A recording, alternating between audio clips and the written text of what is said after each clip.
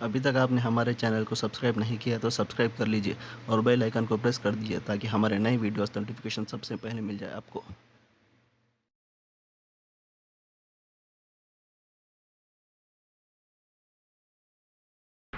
اعوذ باللہ من الشیطان الرجیم بسم اللہ الرحمن الرحیم قل هو اللہ احد اللہ الصمد لم یلد ولم یولد ولم یکن له کفوا احد۔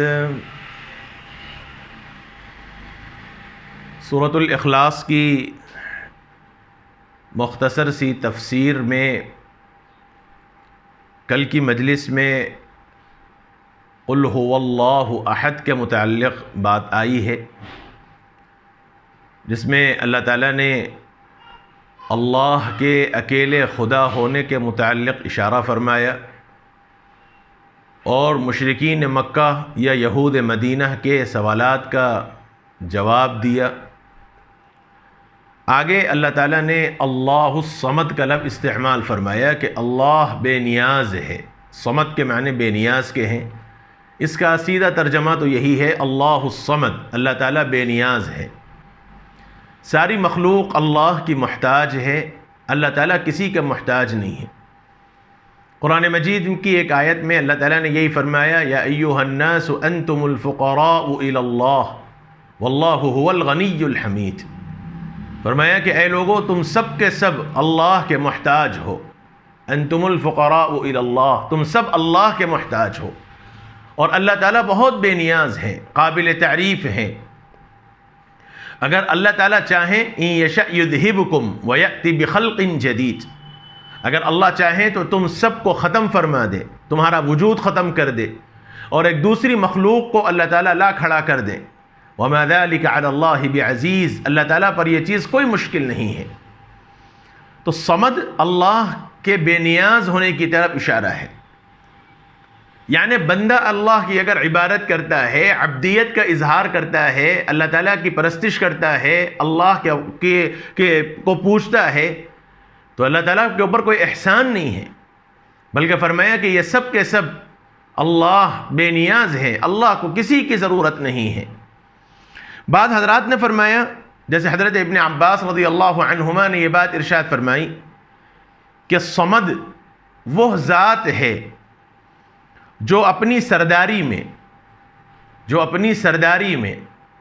اپنی شرافت میں، اپنی بزرگی میں، اپنی عظمت میں، اور اپنے معلم اور علم میں، یعنی معلم کا مطلب سکھانے والا، اپنے معلم اور علم، اپنی حکمت و تدبیر میں سب سے بڑا ہو، یعنی اس سے بڑا کوئی نہ ہو، اس سے زیادہ شان والا کوئی نہ ہو، اس سے زیادہ جاننے والا کوئی نہ ہو، کاموں میں اس سے زیادہ پلاننگ کرنے والا کوئی نہ ہو، اس سے زیادہ تدبر غور و فکر کرنے والا کوئی نہ ہو، اپنی شرافت میں اس سے بڑھ کے کوئی نہ ہو، بزرگی میں اس سے بڑھ کر کوئی نہ ہو۔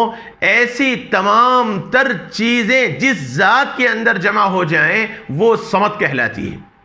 اور اگر اس اعتبار سے دیکھا جائے تو مخلوق میں کوئی ایسا نہیں ہے، کیونکہ اللہ تعالیٰ نے ایک بات صاف فرما دی وَفَوْقَ كُلِّ ذِي عِلْمٍ عَلِيمٍ، ہر علم والے کے اوپر ایک علم والا ہے، ہر جاننے والے کے اوپر ایک جاننے والا ہے۔ تو اس اعتبار سے اگر دیکھا جائے تو صمد اللہ کی اس ذات کا نام ہے جو اپنی شرافت میں، بزرگی میں، عظمت میں، علم میں، تدبر میں اس ذات سے بڑھ کر کوئی نہ ہو۔ اور بعض حضرات نے یہ فرمایا ہے کہ جو اپنی ذات اور صفات میں یکتا ہو، اپنی ذات اور صفات میں جو یکتا ہو، بے نظیر ہو، اس کے جیسا کوئی نہ ہو، جیسے کل کی مجلس میں آیا لیس کمثلہ شیء، اللہ تعالیٰ کے جیسا مخلوق میں، کائنات میں کوئی نہیں ہے۔ بعض حضرات نے یہ فرمایا ہے کہ صمد کہتے ہیں اس ذات کو جو ابد الآباد سے، یعنی ہمیشہ سے رہے اور ہمیشہ رہے، یعنی مخلوق کے فنا ہونے کے بعد بھی باقی رہنے والا ہو، مخلوق کے فنا ہونے کے بعد بھی باقی رہنے والا ہو، جو ہمیشہ باقی رہنے والا، سب کی حفاظت کرنے والا ہو۔ اور بعض حضرات نے فرمایا کہ صمد وہ ذات ہے جو نہ خود کچھ کھائے، نہ وہ کسی سے نکلے، نہ کوئی اس سے نکلے، یعنی نہ وہ کسی کی اولاد ہو نہ وہ کسی کا ماں باپ ہو. اسی کو آگے لم یلد ولم یولد سے اللہ رب العزت والجلال نے تعبیر فرمایا. سیدنا حضرت عبداللہ ابن بریدہ فرماتے ہیں کہ صمد وہ نور ہے جو روشن ہو اور چمکدار ہو. بہرحال اللہ تعالیٰ نے الصمد کے ذریعے یہ فرمایا کہ اللہ بے نیاز ہے، اللہ تعالیٰ کسی کے محتاج نہیں ہے، کائنات کی ہر چیز اللہ کی محتاج ہے، علم کے اعتبار سے، شرافت کے اعتبار سے، عظمت کے اعتبار سے، بزرگی کے اعتبار سے، صفات کے اعتبار سے. جتنی اللہ کی صفات ہیں ان تمام صفات کے اعتبار سے اگر دیکھا جائے تو اللہ رب العزت والجلال کی ذات ببرکت ان تمام چیزوں سے ممتاز اور نمایاں ہے. اس اعتبار سے اللہ الصمد کا لفظ اللہ تعالیٰ نے استعمال فرمایا. اور لم یلد ولم یولد دراصل اسی بات کا جواب ہے جیسے یہود نے کہا تھا وقالت الیہود عزیر ابن اللہ وقالت النصارى مسیح ابن اللہ، اور خدائی کا درجہ دے رکھا تھا. مشرکین مکہ نے الملائکۃ بنات اللہ کے قائل تھے کہ ملائکہ اللہ کی بیٹیاں ہیں.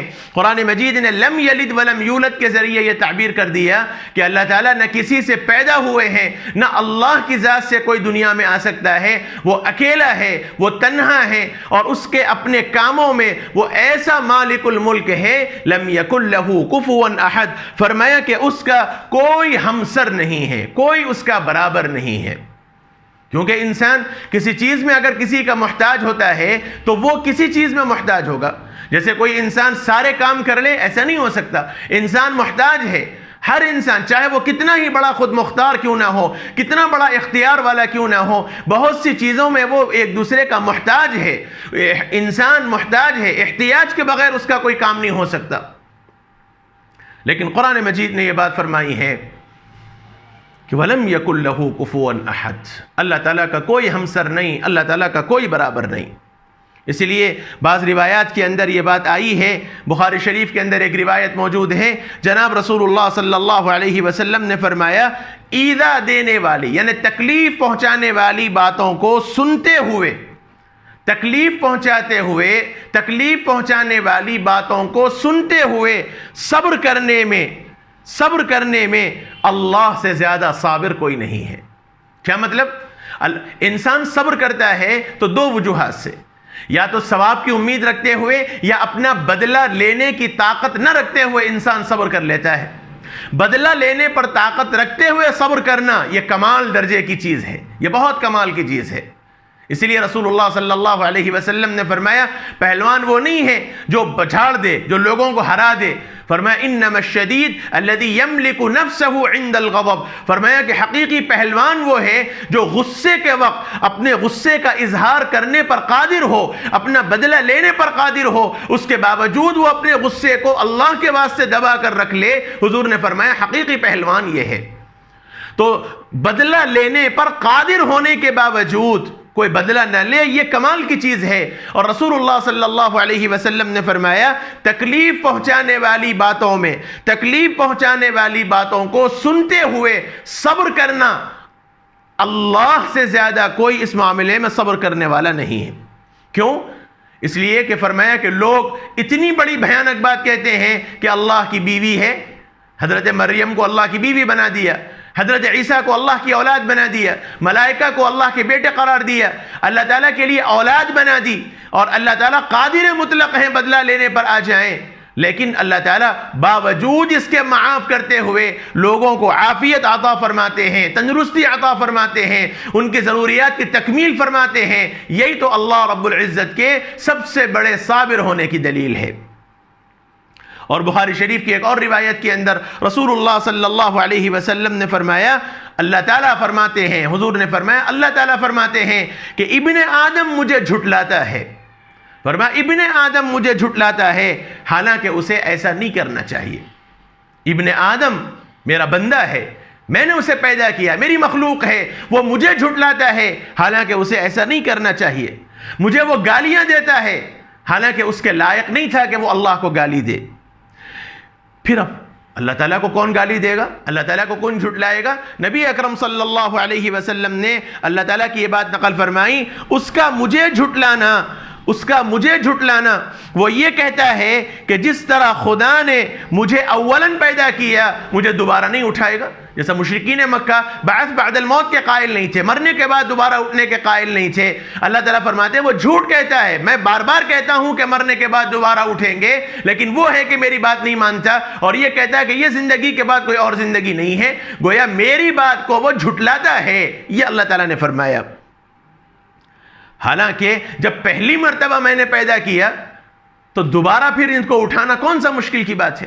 جیسے کوئی ماڈل جب تک کسی کے سامنے نہ ہو تو اس کی چیز کو تلاش کرنا مشکل ہے، لیکن جب کوئی چیز دنیا میں آ جائے تو پھر اس کا ماڈل تلاش کر لینا اور پھر اس کے مطابق کسی چیز کو ڈھال لینا مشکل نہیں.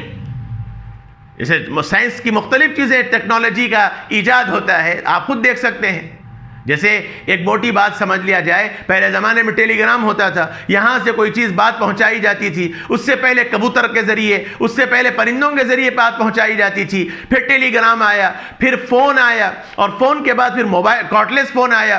اور تعجب سے بچپن میں یہ کہا جاتا تھا ارے صاحب ایسا بھی فون ہے کہ اس کو وائر ہی نہیں ہے، بغیر وائر کے بات ہوتی کہتے، اور جہاں بولے وہاں اس کو لے کے پھر سکتے کہتے. ایسی باتیں ہوتی تھیں. بعد میں موبائل آیا تو کارڈلیس فون بھی ایک محدود رینج کے اندر کام کرتا ہے. موبائل آیا تو اور تعجب سے یہ کہنے لگے کہ صاحب ارے صاحب وہ جیب میں لے کے پھر سکتے کہتے، اس کو جہاں بولے وہاں جا کے اس سے بات کر سکتے کہتے. ایسی بات آئی. پھر ایک زمانے میں پیجر آیا، موبائل سے پہلے پیجر کے اندر میسج آ جاتا تھا، کسی اہم چیز کی اطلاع مل جایا کرتی تھی. اور آج موبائل کا عالم یہ ہے کہ گلی گلی چپے چپے میں موبائل پھیل گیا. تو ٹیکنالوجی جیسی کوئی چیز پہلی مرتبہ آئے تو اس کے بعد اس کے ماڈل کو سامنے رکھ کر تیار کرنا کوئی مشکل کی بات نہیں ہے. اللہ تعالیٰ نے بغیر کسی نمونے کے، بغیر کسی چیز کے اللہ نے پیدا کر دیا. تو جو اللہ بغیر کسی نمونے کے پیدا کرنے پر قادر ہے تو وہ اللہ دوبارہ پیدا کرنے پر اللہ تعالیٰ کو کون سا مشکل ہے.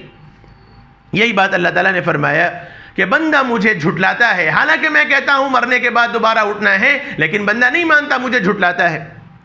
اور بندہ مجھے گالی دیتا ہے حالانکہ اس کو لائق نہیں. اور گالی دینے کا کیا مطلب؟ اللہ تعالیٰ کے لیے اولاد بنا دینا. میں کہتا ہوں کہ میری کوئی اولاد نہیں، میرا کوئی ہمسر نہیں، اور بندہ کہتا ہے کہ عزیر اللہ کے بیٹے ہیں، مسیح اللہ کے بیٹے ہیں، ملائکہ اللہ کی بیٹیاں ہیں اور یہ سب دیویاں ہیں. اس قسم کی بات کہتا ہے. اللہ تعالیٰ فرماتے ہیں میں تنہا ہوں، میں سمد ہوں، میرا کوئی ہمسر نہیں، میرا کوئی برابر نہیں، اور بندہ مجھے اولاد بنا کر، بیوی بنا کر مجھے گالیاں دیتا ہے. یہ بخاری شریف کے اندر روایت موجود ہے. بہرحال آج کی تفسیر میں سورۃ الاخلاص کی مختصر سی تفسیر آپ کے سامنے عرض کی گئی، ورنہ اللہ الصمد کے متعلق اور بھی بہت سی باتیں حضرات مفسرین کرام نے فرمائی ہیں، لیکن جتنی ضرورت ہے اتنی آپ کے سامنے عرض کی گئی. اللہ تعالیٰ قرآن کا فہم ہم سب کو نصیب فرمائے. آگے انشاءاللہ اللہ کے نبی صلی اللہ علیہ وسلم پر بہت بڑا سحر کیا گیا تھا، جادو کیا گیا تھا.